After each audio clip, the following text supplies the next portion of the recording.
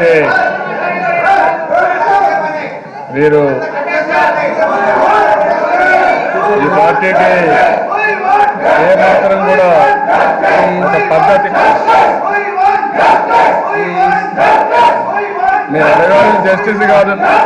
You want rowdyism, rowdyism జరగదు ఇక్కడ, rowdyism జరగదు అని గుర్తుపెట్టుకోండి. మీరు మెంబర్లుగా ఉన్నారు, మెంబర్లు హోందాగా ప్రవర్తించండి.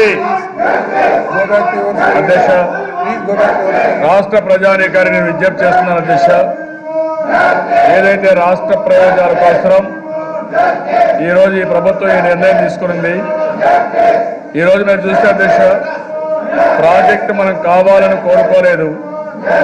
కేంద్ర ప్రభుత్వం నీతి ఆయోగ్ ఒక లెటర్ రాస్తూ ఇది రాష్ట్ర ప్రయోజనాలకు సంబంధించింది, కేంద్రం నేషనల్ ప్రాజెక్ట్స్ ఏర్పాటు చేయాలంటే శ్రద్ధ పెట్టే పరిస్థితులు ఉండవు, ఆ రాష్ట్రంలో ఆ ప్రాజెక్ట్ వస్తుంది కాబట్టి ఇది రాష్ట్ర ప్రభుత్వానికి ఇస్తే తొందరగా పూర్తి చేసుకుంటారు కాబట్టి ఎగ్జిక్యూషన్ రాష్ట్ర ప్రభుత్వానికి ఇమ్మని చెప్పి నీతి ఆయోగ్ రికమెండ్ చేసిన దిశ. ఈ విషయమే ministry of finance, department of expenditure, plan finance 1 division Shashi Shekhar, secretary ministry of water resources రాశారు దిశ. In view of the recommendations of the Vice Chairman Niti Aayog that it will be appropriate for the state of Andhra Pradesh to execute this project as it is important project and the state government is keen to complete it at the earliest. The Government of India has agreed to the state's request for the execution of the project by the state government on behalf of the Government of India. అంటే అధ్యక్ష, ఇది మన రాష్ట్రాలకు సంబంధించిన విషయం. కేంద్రానికి 29 రాష్ట్రాలు ఉన్నాయి. ఎక్కడన్నా నేను చెప్పాను 16 ప్రాజెక్టులు ఉన్నాయి. ఏ ప్రాజెక్టు కూడా ఎప్పుడూ ఇన్ టైంలో పూర్తి కాలేదు. అలాంటిది కేంద్ర ప్రభుత్వం చెప్పింది ఈ ప్రాజెక్టు రాష్ట్రం అయితే పూర్తి చేసుకుంటుంది కాబట్టి రాష్ట్రానికి ఇస్తున్నామని నీతి ఆయోగ్ యొక్క రికమెండేషన్ ఇచ్చారు తప్ప ఎప్పుడూ ఈ ప్రాజెక్టు మేము చేస్తామని కూడా చెప్పలేదు. అంతేకాకుండా దశ ఈరోజు గర్వంగా చెప్తున్నా, ఈ ప్రాజెక్టు పూర్తి చేసే బాధ్యత ఈ ప్రభుత్వం తీసుకుంటాం, పూర్తి చేస్తాం. రెండవ దశ వీళ్ళు గుర్తుపెట్టుకోవాల్సిన అవసరం ఉంది. ఈ ప్రాజెక్టు దశ నేను ఇంత మునిపే ఎవరెవరు ఎంత డబ్బులు ఖర్చు పెట్టారో చెప్పాను అధ్యక్ష. ఈరోజు మీరు చూస్తే రాజశేఖర్ రెడ్డి ముఖ్యమంత్రిగా ఉన్నప్పుడు ఖర్చు పెట్టింది 2533 కోట్లు. తర్వాత వచ్చిన కాంగ్రెస్ ప్రభుత్వం ఖర్చు పెట్టింది 2924 కోట్లు. వీళ్ళకంటే వాళ్ళే ఎక్కువ పెట్టే పరిస్థితికి వచ్చారు.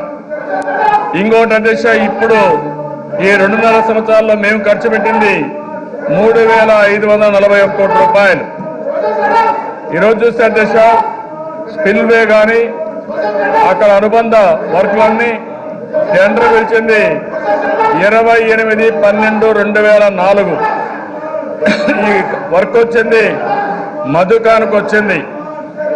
అలాంటి పని ఇంత మునిపే నరేంద్ర గారు చెప్పినట్టు ప్రీ క్లోజ్డ్ కాదు, ఫోర్స్డ్ క్లోజ్డ్. ఇది బెదిరించి నువ్వు ఈ రాష్ట్రంలో పనులు చేయలేకపోతున్నావు, చేయకూడదు, ఇది నువ్వు ఒప్పుకోమని ప్రీ క్లోజ్ చేయమని మేము అవసరమైంది నీకు డబ్బులు ఇప్పిస్తాం, ఈ వర్క్ మేము చేసుకోవాలని చెప్పి ఉద్దేశం చేశారు అధ్యక్ష.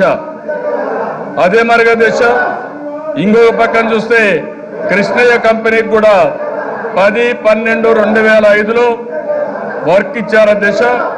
15 కోట్లు మాత్రం ఖర్చు పెట్టారు. అది కూడా 28/8/2009లో ప్రీ క్లోజ్ చేశారు అధ్యక్ష, ఫోర్స్ క్లోజ్ చేశారు అధ్యక్ష. అధ్యక్ష, సెప్టెంబర్ 2వ తారీఖున టెండర్లు పిలిచారు.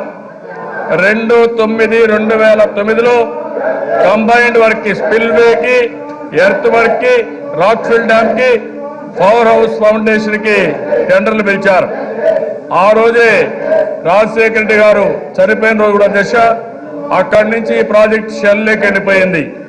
ఇది చూస్తే దిశ ఎవరు కాంట్రాక్టర్స్ రాలేదు. మళ్ళీ అదే మరిగా ఈ వర్క్ను పిలిచింది మీరు చూస్తే దిశ 8/6/2011లో టెండర్ పిలిచారు. 4,717 కోట్లు పిలిస్తే 9/9/2011లో టెండర్స్ వచ్చాయి. టెండర్లు క్యాన్సిల్ చేశారు. ఫ్రెష్ టెండర్ పిలిచారు. 16/4/2012లో పిలిచారు. 26/10/2012లో ఇచ్చారు. అగ్రిమెంట్ 2/3/2013లో చేశారు. అగ్రిమెంట్ వాల్యూ 4,054 కోట్లు, -14.05%, అంటే 14.05% మైనస్తో కోట్ చేశారు. ట్రాన్స్ఫర్ ఈ వర్క్ వచ్చింది. వీళ్ళ ఉద్దేశ దిశ ఈ వర్కర్ చూస్తే ఎట్టి పరిస్థితుల్లో కూడా ఈ వర్క్ కాకూడదు. ల్యాండ్ ఎక్విజిషన్ అడ్డం పడ్డారు. రైతాంగాన్ని రెచ్చగొట్టారు. అదే మరి కేంద్రం ఇవ్వకూడదని ఒత్తిడి పెట్టారు. ఏ ప్రయత్నం చేసినా ఇది ఆగకపోతే దీన్ని ఏదో ఒక విధంగా అడ్డుకోవాలని ప్రయత్నం చేస్తున్నారు. మీరు చేసిన తప్పుడు పని నేను కరెక్ట్ చేశాను. ఆ విషయం మీరు గుర్తుపెట్టుకోవాలి. అదే మరి అధ్యక్ష, ఈరోజు కేంద్రం దీన్ని ఒక నేషనల్ ప్రాజెక్ట్ గా తీసుకుని అడ్డంకులు తొలగించి ఈరోజు నబార్డు ద్వారా పూర్తిగా డబ్బులు ఇస్తామని చెప్పి ముందుకు వచ్చారు. కనీసం ఒక్క మాట మీరు చెప్పే పరిస్థితులు లేరంటే ఏమనుకోవాలో నాకైతే అర్థం కావడం లేదు. ఎప్పుడు కూడా హౌస్ అధ్యక్ష ఒక హుందాగా జరగాలి, పద్ధతి ప్రకారం జరగాలి. వీళ్ళు మాట్లాడేది జస్టిస్ కాదు, వీళ్ళు చేసేది రౌడీజంతో హౌస్ని స్టాల్ చేయలేదు. అదేవిధంగా అధ్యక్ష స్పెషల్ స్టేటస్ విషయం నేను చాలా స్పష్టంగా చెప్పాను.